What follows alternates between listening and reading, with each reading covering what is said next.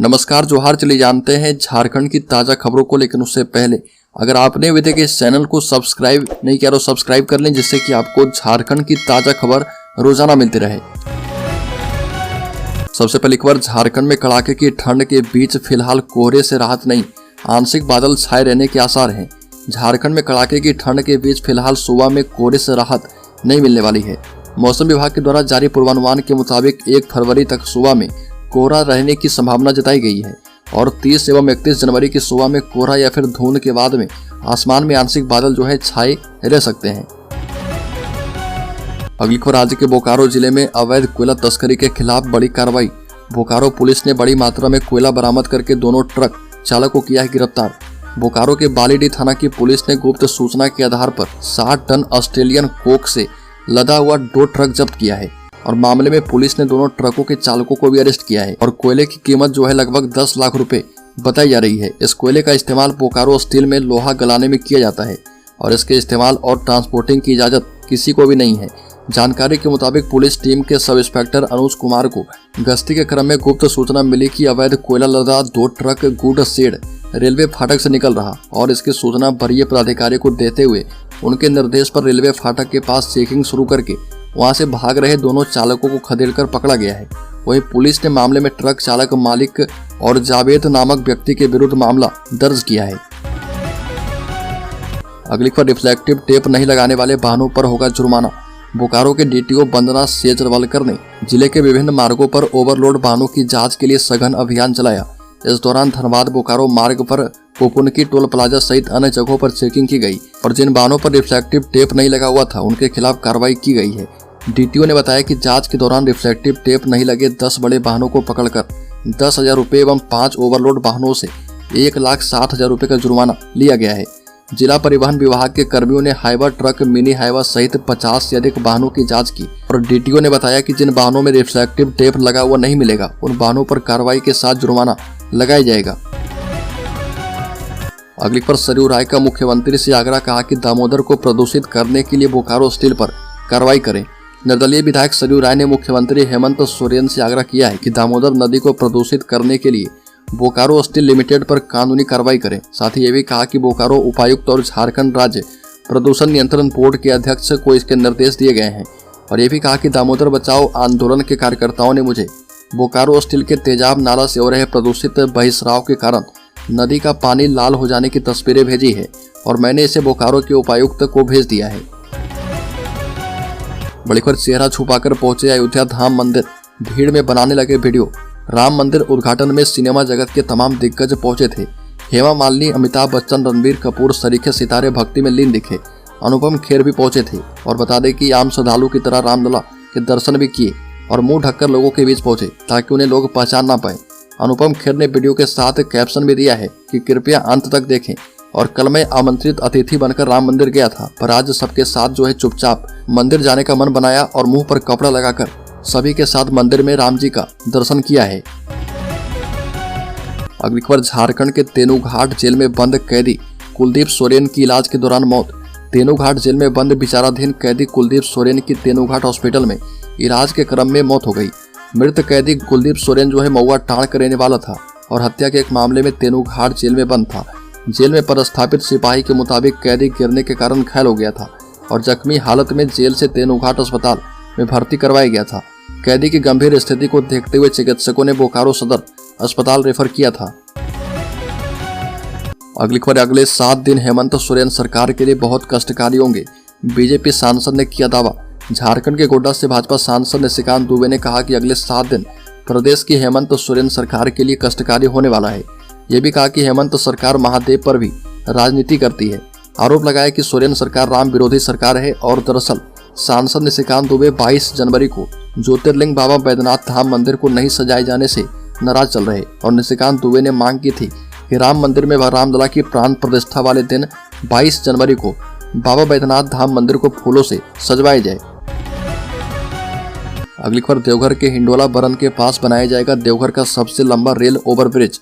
NHAI द्वारा देवघर बासुकीनाथ 4 लेन में हिंडोला बरन के पास जिले का सबसे लंबा रेल ओवरब्रिज ROB बनाया जाएगा।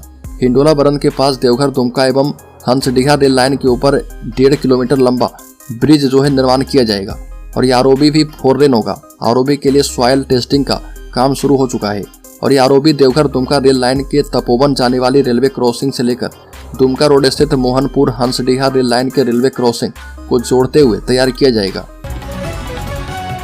अगली खबर सुदेश महतो ने कहा कि जनसेवा और राज्य के प्रति समर्पण ही हमारा मुख्य ध्येय है। आजसू पार्टी के अध्यक्ष सुदेश कुमार महतो ने कहा कि जनसेवा, संगठन और राज्य के प्रति समर्पण ही हमारी राजनीति का मुख्य ध्येय है और पार्टी में दायित्व तो अहम होता है, व्यक्ति नहीं। दायित्व को निभाने के लिए व्यक्ति बदलता रहता है पर उद्देश्य नहीं बदलता। सुरेश महतो ने पार्टी महाधिवेशन में झारखंड के नवनिर्माण के लिए जो 9 संकल्प पार्टी ने लिए हैं, उन संकल्पों को पूरा करने के लिए मिलकर दृढ़ निश्चय किया है। अगली खबर, झारखंड के निजी अस्पतालों में आयुष्मान कार्ड पर नहीं हो रहा इलाज, विभाग की लापरवाही से भटकने को मजबूर है मरीज। झारखंड के कई निजी अस्पतालों में आयुष्मान कार्ड पर इलाज होने में समस्याएं आ रही है।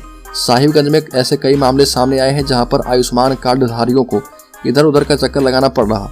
इसका कारण बीमा कंपनी को बताया जा रहा। बड़ी श्री राम जानकी मंदिर में फिर से होगी 7 प्रतिमाओं की स्थापना। सांसद संजय सेठ ने दान किए हैं 25,000 रुपए।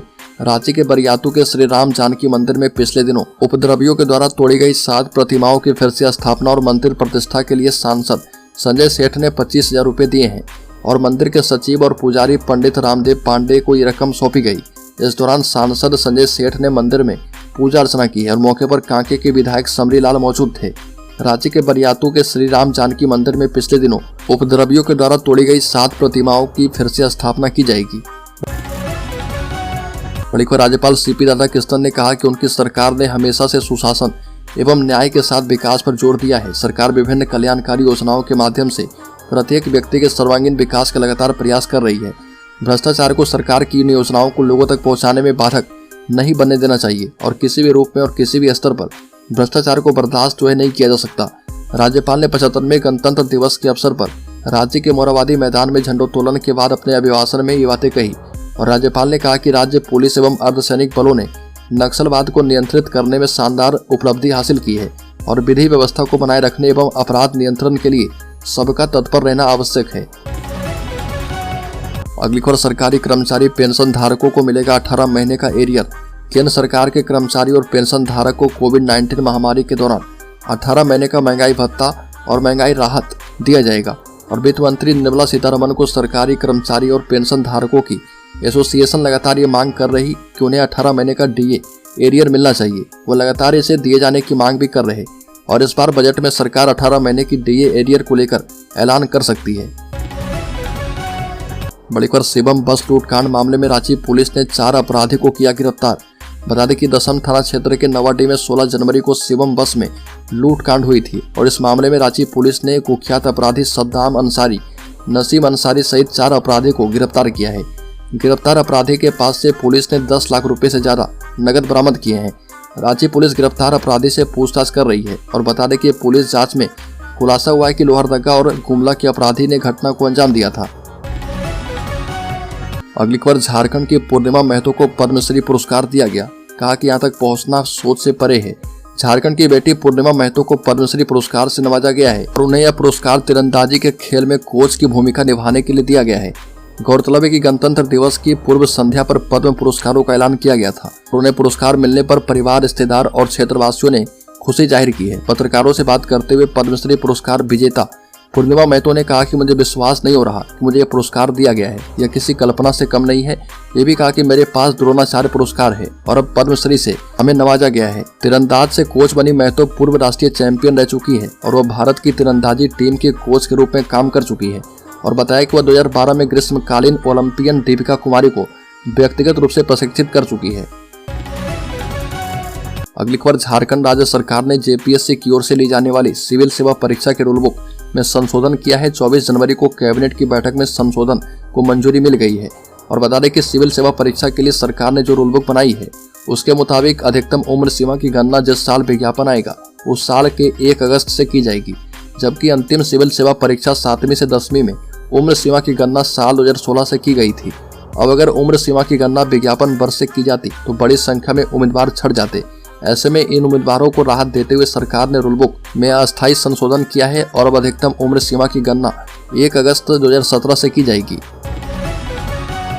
अगली खबर अभी और बढ़ेगी, निलंबित आईएएस पूजा सिंघल की मुश्किलें। इस मामले में करीबी से ईडी ने की है पूछताछ।